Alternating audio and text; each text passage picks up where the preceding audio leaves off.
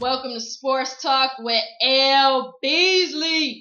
And I'm here to talk some Olympic swimming, y'all. Olympic swimming. It's Olympic time. We in not we, but they're in London. USA is in London.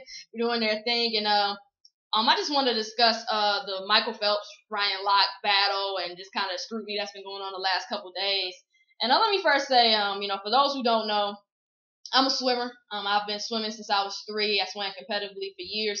So this is not unknown territory for me. I mean, I know most people know me as everybody knows that I played basketball in high school and stuff like that, and I have experience in that.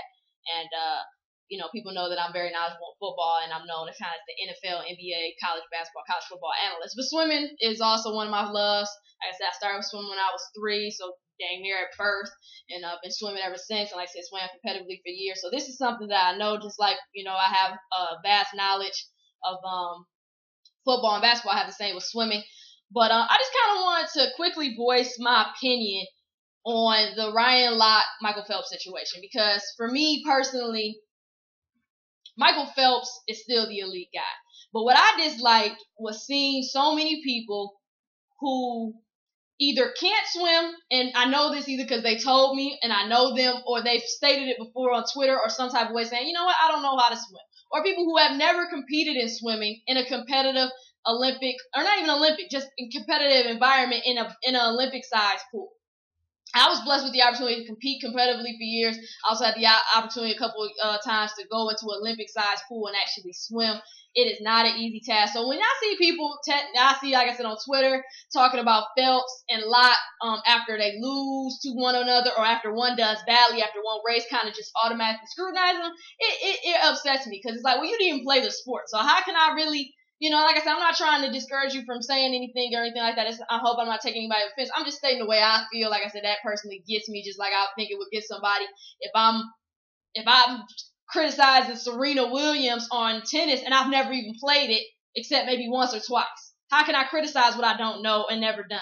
So it's hard to do that, and that, like I said, that personally gets me. But basically, what I didn't like was first, like I said, with Phelps losing in the 400 meter medley to Ryan Lochte. People made a big deal about it, and like I said, I understand that, because like I said, obviously Phelps is sometimes expected to win. Ryan Lochte kind of came up not out of nowhere, but kind of came up and made a name for itself again. So, or for the first time, whichever way you want to put it. But I really wasn't upset. I mean, I picked Ryan Lochte to win that race anyway. I was more upset that Phelps didn't medal. That was what got me. It wasn't the fact that Ryan Lochte beat him, because Ryan Lochte had already kind of, like I said, established that he was more likely going to win this race. If you watched him in the preliminaries, he looked great. There was no problem. Like I said, Phelps didn't look good. He barely got into the finals for that race. So it wasn't like I was expecting Phelps to just pull a miracle out of his butt. Even though I know he can't, I just wasn't expecting it. I knew Lochte was going to win it. I just didn't expect Phelps not to win a medal at all, not to, go get a medal. But the thing that got me was, after that race, everybody was kind of on Ryan Lochte. I mean, you had your Phelps fans who support Phelps for Phelps. But those people were on Ryan Lochte's, jock, whatever you want to call it. And then the other day in the 4x100 relay for Team USA, Lochte was the anchor.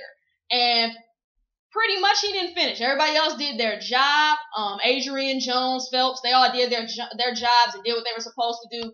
And then, Lochte fell short, and France ended up winning. And it was just this big deal all of a sudden. Then it was Lochte was choking. And I didn't like it because, first, like I said, let me make this very clear. This is not an excuse for Lochte.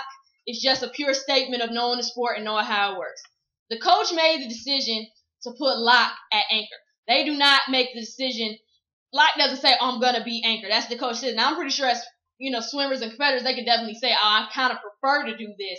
But that was the coach's decision to put Lochte at the anchor. Maybe it was because he had already been killing. He was on a roll. He's been doing well, so I understand it. Maybe that's why. I didn't agree with it, because this is a freestyle relay. And freestyle is not Lochte's speciality, good event, whatever you want to call it. He's known for his backstroke and a good breaststroke. Butterfly and freestyle are not his strokes. He can do it, obviously, but that's not what he's known for doing well, and that's not I wouldn't put him at anchor for that. Phelps is known for, freestyle and butterfly. Each swimmer has their area of expertise. So that was personally my little pet peeve, because people who didn't even know the sport automatically, like I said, I'm not making an excuse, I'm just making a statement. That goes to me a little bit more towards the coach, because at the end of the day, you have to know your swimmer's strength. You have to know that, Lochte is not a good freestyler. He's not a good finisher when it comes to freestyling. So if you're going to put him in freestyle, you're already kind of taking the risk, and he did compete. And that's all you can ask for. He competed to the death of him. I mean, France just, came in at the end, and just barely. I mean, he just came in at the end and ended up beating him. I can't get mad at that, like I said, but I put that more on coach before I do Lochte, because that's not Lochte's thing. It's not an excuse. It's just a statement. I'm just letting you know what it is. And then as far as the Phelps and Lochte battle, in my mind, it's no comparison right now. And like I said, I'm not trying to dog Lochte, but let's be real, people. Michael Phelps holds 39 world records, 29 are individual and 10 are relay. That's this. I believe I'm correct on this. I'm thinking, I believe he holds 39 world records, 29 are individual, 10 are relay. Let's be real. Come on. As far as the Olympics, he hasn't had a bronze since 2004 as far in Athens, and he just got his first silver the other day in the relay as far as Olympics. Not talking worlds, not talking other competition. I'm just talking Olympics. He's been go pretty much for the last 8 years you can count. Now we're in his now we're in 2012, so that'll be some more to see what he does. But as far as Athens and Beijing, that was go. He just got his first silver, like I said, in London, and he had 2 bronze back in 2004 in Athens. Ryan Lochte, like I said, no disrespect, because he is nice. He is nice. No disrespect to him. But if I'm gonna compare records in gold and just medals, period, and what he's done for the sport, is no comparison right now. Lochte has done great. I'm not dissing that. Lochte is, like I say, he's a fierce competitor. I like the guy. I like the way he worked his butt off to get to where he is. But if you're gonna ask me to compare the two and actually say Lochte is the best, no. And like I said, you can't judge. It's no different than any other sport. You cannot judge somebody off 1 or 2 races. This is a long sport. You have to take in how many races they're doing.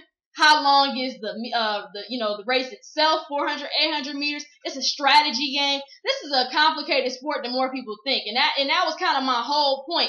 If you don't know this sport, it's kind of hard for you to kind of say, oh, well, this he choked, or he's not doing well, or now he's lost his touch. No, he hasn't. Maybe it just was a bad race. I had days when I had a bad race. It didn't mean I lost my touch. It just meant that day wasn't a good day for me in the water. Just like I had days when I was killing in the water in strokes that wasn't even my best.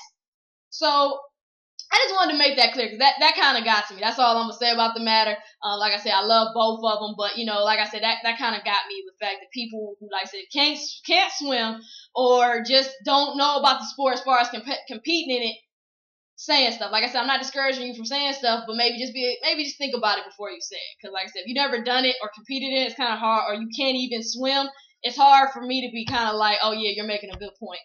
So like I said, just wanted to make that clear. Y'all know the deal. Let me know what you thought. I know people go disagree. I know people going to agree. People, not to say, hopefully didn't discourage anybody or offend anybody, just, making a statement. Like I said, Phelps is still the elite guy. No offense to Lochte, you're doing great, but you got a lot to do if you're trying to catch up with Phelps. I can't wait to see what Team USA is going to do in the rest of the Olympics. This won't be the last time I talk about the Olympics. As far as even swimming, I'm going to talk gymnastics, track and field, basketball. I'm going to talk a lot more, so this won't be the last time you see me talk about it.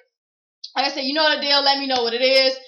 Send me tweets, messages on Facebook, whatever, Instagram me, whatever. All my information is at the credits, Twitter. And y'all know what it is. MoneyballSportswear.com. Sorry, I moved out of camera view right there. MoneyballSportswear.com. Go check it out, man. I'm repping the bands today. Moneyball. The only way to ball is Moneyball. If you're looking for just cool gear. But I know athletes, I know y'all like to look good. I know y'all like to look good while y'all killing it on the court, the field, whatever. So go check out that gear, hats, tank tops, uniforms, jerseys, shorts, hats, whatever y'all need. Go check it out. Go to MoneyballSportswear.com. I'm telling you, y'all not going to be disappointed. Go check it out. Go get you some gear. You're going to love it. Like I said, let me know what it is. Let me know if you agree, if you disagree. I want to know your comments. And don't forget, Sports Talk with L-Beasley has gone on Skype. So now you can be a guest on my show. It's no excuses now. I don't live in Michigan. Nope. Don't matter. Get on Skype. If you want to discuss something, let me know. Contact information, again, is on the credits. Let me know if you want to be a guest. Love to have you on the show. Get on Skype and we'll talk whatever you want to talk. So thank you once again for tuning in to this segment of Sports Talk with L-Beasley. Peace.